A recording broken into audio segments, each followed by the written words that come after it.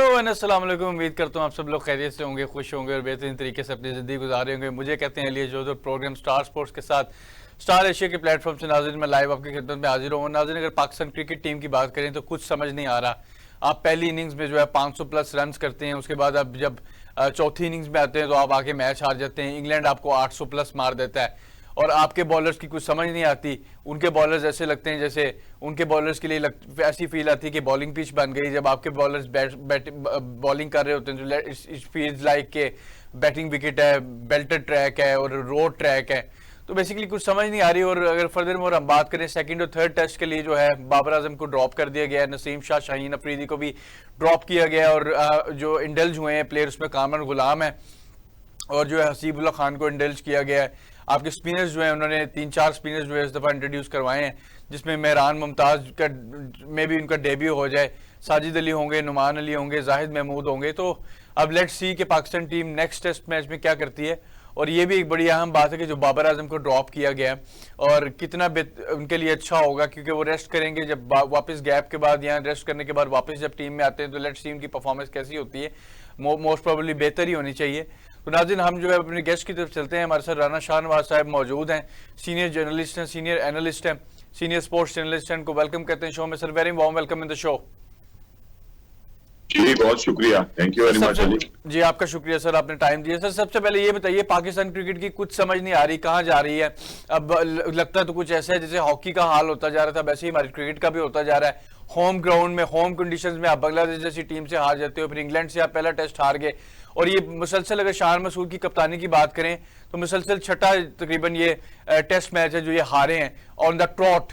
तो basically Pakistan team की कुछ समझ नहीं आ रही। 500 रन करके आप टेस्ट मैच हार गए, तो आप इसको कैसे एलैबोरेट करेंगे? देखिए, बात ये कि ये जो हमारे नाकामियों का सिलसिला है, ये कोई आज की बात तो नहीं है। ये तो गुज़िश्ता साल से शुरू हुआ है और पै दर पै शिकस्तें जो थी वो हमारा मुकद्दर बनती चली गई। उसमें वर्ल्ड कप भी शामिल है, उसमें श्रीलंकन सीरीज भी शामिल है, उसमें अपना अफगानिस्तान के साथ भी शामिल है, फिर अमेरिका के हाथों भी हमारी शिकस्त है और इसके अलावा बहुत सारी शिकस्त है कि जो मुसलसल हमारा मुकद्दर बनती रही है। न्यूजीलैंड, फिर उसके बाद अपना बांग्लादेश और अब इंग्लैंड। लेकिन असल चीज ये है कि इतना हारने के बावजूद, इतना पै दर पै शिकस्तों के बावजूद हमारा बोर्ड जो है वो बिल्कुल, जिसको कहना चाहिए कि ठंडे माहौल के अंदर बैठा हुआ है और उनके कानों पे जूं तक नहीं रहेंगी कि ये सब कुछ जो है वो कैसे हो रहा है। ठीक है ना। ठीक है। पहले जब हम वर्ल्ड कप से वापस आई है टीम और यहाँ पर आकर बांग्लादेश से हमने खेलना था, इससे पहले ये दावे किए जा रहे थे बोर्ड की तरफ से कि एक बहुत बड़ी सर्जरी जो है वो होगी। वो क्या सर्जरी हुई, मुझे तो खुद नहीं समझ आई कि वो सर्जरी क्या हुई। वहां सिवाय ये कि 2 सिलेक्टर्स को जो था वो निकाल दिया गया और उसके बाद बाकी तमाम वो बीमार कि जो टीम की शिकस्त का बाइस थे वो तमाम के तमाम टीम का हिस्सा रहे। तो ये है कि अगर तो बर वक्त सर्जरी की जाती और उन तमाम जिम्मेदारों को कि जो शिकस्त का जो जिम्मेदार थे, जिनकी वजह से शिकस्त हुई, अगर उनको करार वाकई सजा दी जाती, उनका एहतिसाब किया जाता, तो मैं ये समझता हूं कि फिर हम बांग्लादेश के खिलाफ शायद इस तरह ना हारते। और अब इंग्लैंड ने जिस तरह हमें फिर, मतलब ये दुनिया की वाहिद टीम है कि जो पहली इनिंग्स में 500 करे और एक इनिंग्स से ज्यादा स्कोर के पर जो है वो हार जाए। यानी एक इनिंग और 47 रन से वो हार गई। सो ये है कि ये भी एक मुनफरिद रिकॉर्ड है, लेकिन ये लम्हे फिक्रिया है पाकिस्तान के लिए। और जैसा आपने कहा कि वाकई हमारी जो क्रिकेट है उसका हाल अब कहीं हॉकी की तरह ना हो जाए, अल्लाह ना करे। लेकिन ये कि अगर अब भी होश ना लिए गए तो फिर वो वक्त दूर नहीं है कि जब क्रिकेट भी हॉकी बन जाएगी। सर, ये थोड़ा सा बताइए कि प्रॉब्लम आपको कहाँ नजर आता है? प्रॉब्लम को भी आइडेंटिफाई हमें करना चाहिए कि प्रॉब्लम जो है बेसिकली पाकिस्तान की मेंटली तौर पे एटीट्यूड में है या फिटनेस के मसाइल हैं या एम्पलीट्यूड नहीं इनका ठीक। प्रॉब्लम कहाँ आ रहा है जो आप पहली इनिंग्स में आप 500 रन कर देते हैं, दूसरी इनिंग्स में आप बिल्कुल थके थके लगते हैं। अब्दुल्ला शफीक जिस तरह पहली गेंद पे ही आउट हो गए और बाकी दीगर बैट्समैन जो है चलते बने पेविलियन की तरफ। तो असली प्रॉब्लम बेसिकली एटीट्यूड में है या फिटनेस प्रॉब्लम्स है? देखिए जी, हमारा एक प्रॉब्लम नहीं है, हमारी टीम कई मर्ज के में लाहक है, कई उसको इमराज जो है वो दरपेश हैं इस वक्त। उनका मेंटली एटीट्यूड भी है, उनकी फिटनेस प्रॉब्लम भी है, उनका टेस्ट मैच का टेम्परामेंट भी है, उनकी कप्तानी के मसाइल भी हैं, उनके जो कोचेज हैं उनकी भी जिसको कहना चाहिए नेग्लिजेंसी है। फिर हमने एक बड़ी खतीर रकम के ऊपर क्यूरेटर जो था वो मंगाया, उसने भी जो विकेट हमें बना के दी वो भी सबके सामने है। तो ये सारे इमराज जो है ना वो एक ही मर्तबा जो है वो पाकिस्तान क्रिकेट के ऊपर जो है ना हमला आवर हो चुके हैं और सबका ही इलाज जो है वो अब होना चाहिए, तभी जाकर जो है कोई बात बनेगी। अब आप ये देखिए ना कि हमारा कप्तान हमारी जब टीम का कॉम्बिनेशन बनता है इंग्लैंड के खिलाफ, तो वो ही मतलब उससे ही जाहिर हो रहा था कि हम कितने डिफेंसिव हैं कि हमने 7 बल्लेबाज खिला दिए, 3 फास्ट बॉलर थे जिनमें से एक मीडियम पेसर था, ठीक है ना, और एक स्पिनर रखा अबरार, और वो भी मैच के दरमियान में आकर जो था वो अनफिट हो गए, वो बुखार चढ़ गया और वो अस्पताल चले गए और हमारे पास कुछ नहीं रहा। और हमने आगाज में ही ये सोचा था कि हम 7 बल्लेबाज रखकर जो है ना एक रन्सों का ढेर लगा देंगे ताकि हमें शिकस्त से बचने में आसानी रहे। लेकिन भाई अगर आप उस विकेट के ऊपर 500 कर सकते हैं तो इंग्लैंड को भी आप मतलब इतना ना उन्होंने उतने ही ओवर के अंदर आपको 825 करके दिखा दिया कि तो बड़े सर तेज 500 करने, रन रेट भी उनका बड़ा हाई था 500 पर। हमारे कप्तान की अप्रोच इतनी मतलब डिफेंसिव थी कि उसने किसी लम्हे भी जो है वो अटैक नहीं किया कि फील्डर्स को आगे लेते और उन बल्लेबाजों पर अटैक करते, उनसे गलतियां करवाते। हमने दूर दूर फील्ड रख के बड़े बड़े गैप्स देकर उनसे 800 करवा दिया। तो आप खुद समझ ले कि मतलब ये कि हमारी सोच का हम जहनी तौर पर भी बीमार हैं, जिसका इलाज जो है वो बहुत जरूरी है। और फिर जो जिन पे तकिया था वही पत्ते हवा देने लगे कि वो खिलाड़ी के जिनको आप ये समझते थे कि ये बहुत बड़े हमारे निजात दहिंदा है, उन सब की परफॉर्मेंस आपके सामने है, जिनमें बाबर भी शामिल है कि वो उनकी अपना क्या कहते हैं 18 इनिंग से कोई 50 नहीं जी, 18 इनिंग से कोई 50 नहीं है बाबर की जी, 18वीं इनिंग थी उनकी। और अगर हम 18 इनिंग को वो करें तो ये 9 टेस्ट मैच बनते हैं, ठीक है ना। तो 18 इनिंग्स के अंदर वो 50 नहीं कर सके। तो ये है कि फिर अच्छा किया ना उनको बाहर बिठा दिया, बजाय इसके कि वो मजीद रुस्वा होते, मजीद उनके ऊपर कालक मली जाती।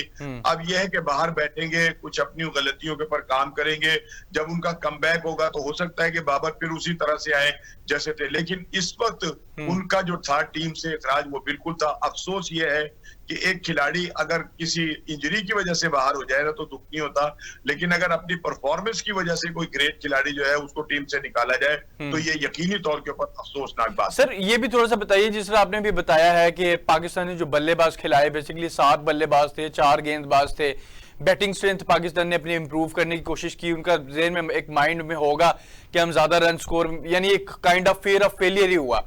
ये आप इसको रेट करते हैं कि फियर ऑफ फेलियर था पाकिस्तान का जो इन्होंने ज्यादा बल्लेबाज खिला लिए और एक गेंदबाज जो एक्स्ट्रा नहीं खिलाया? बात यह है कि यही तो इसी को तो प्लानिंग कहते हैं। ठीक है, वो जो कोच इतनी बड़ी तनख्वाह लेकर यहाँ पे बैठे हुए हैं और बहुत उनके साथ असिस्टेंट कोच है, उनके साथ बैटिंग कोच है, वो सबके सब गूफ है क्या? उनका दिमाग नहीं है? वो दिमाग से काम नहीं करते कि हमें टीम को किस तरह से बनाना है और किस तरह खिलाना है, और ये विकेट जो है जो शीशा विकेट है इसके ऊपर क्या होगा। दूसरी बात यह है कि हमें इस तरह की विकेटें जो है वो माजी में भी बहुत मिली हैं और माजी में भी हमें इन विकेटों का सामना करना पड़ा है। लेकिन हमारे पास जब वकार यूनुस थे, वसीम अकरम थे, शुएब अख्तर थे, जाहिद थे और बहुत सारे बॉलर थे जिनको इन विकेटों पर भी बॉलिंग करने का जो था ना सलीका आता था।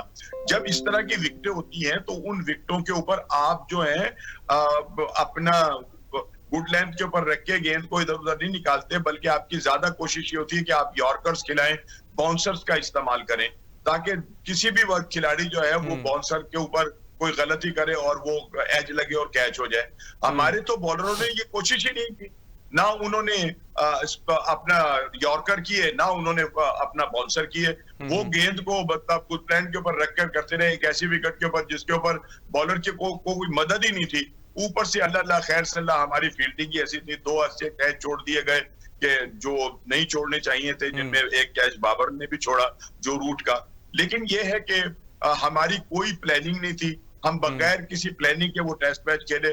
नतीजा ये था कि एक जिल्लत आमेज शिकस्त जो थी वो हमारा मुकद्दर बन गई। ठीक है, नसीम शाह की बात, बाबर पे भी आते हैं दोबारा, लेकिन first of all Naseem Shah की थोड़ी सी बात कर लें। शाहीन अफरीदी पाकिस्तान के 2 प्रीमियम फास्ट बॉलर्स तो हैं बेसिकली, तो इनको ड्रॉप करना टीम से जो है बाहर निकाला गया, तो ये एक ठीक मूव है?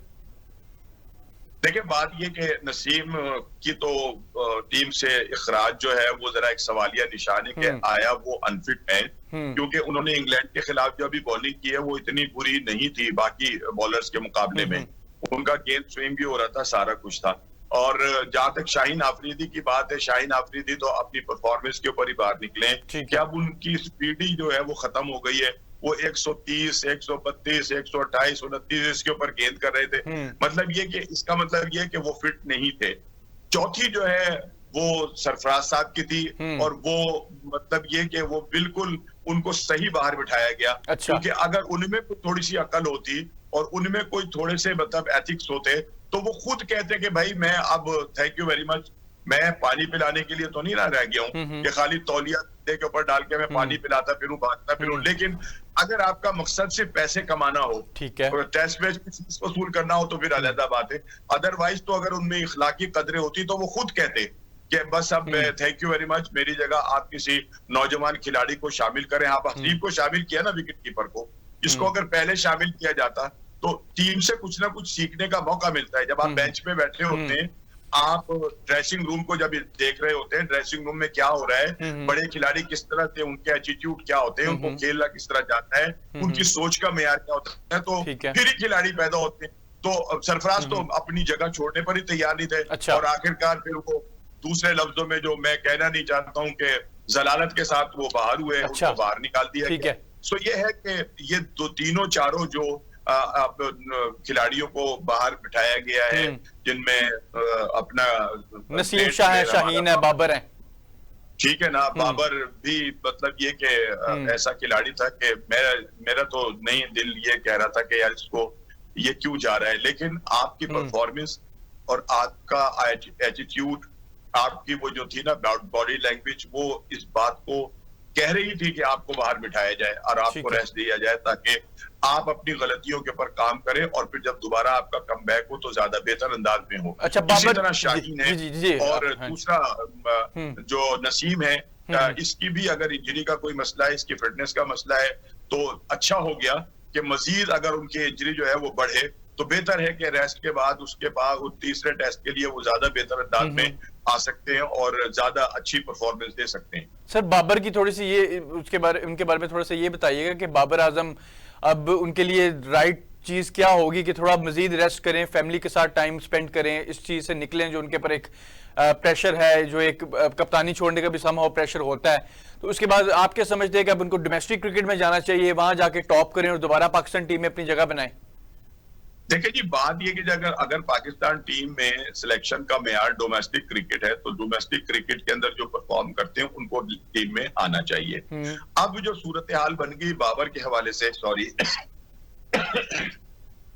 आपने बाबर की बात की, अब बाबर के पास एक बहुत बड़ा अच्छा टाइम है, वो अपना डोमेस्टिक खेलें और अब ये जो हमारी एकेडमी है क्रिकेट एकेडमी, उसमें जाएं, वहां कोचेस मौजूद हैं, ठीक है ना। वहां जाकर वो देखें कि वो गलतियां कहाँ कर रहे थे, क्या उनसे कोताहियां हो रही हैं, क्या उनके वीकनेसेस हैं जो कि सामने आए हैं, उनके ऊपर वो काम करें।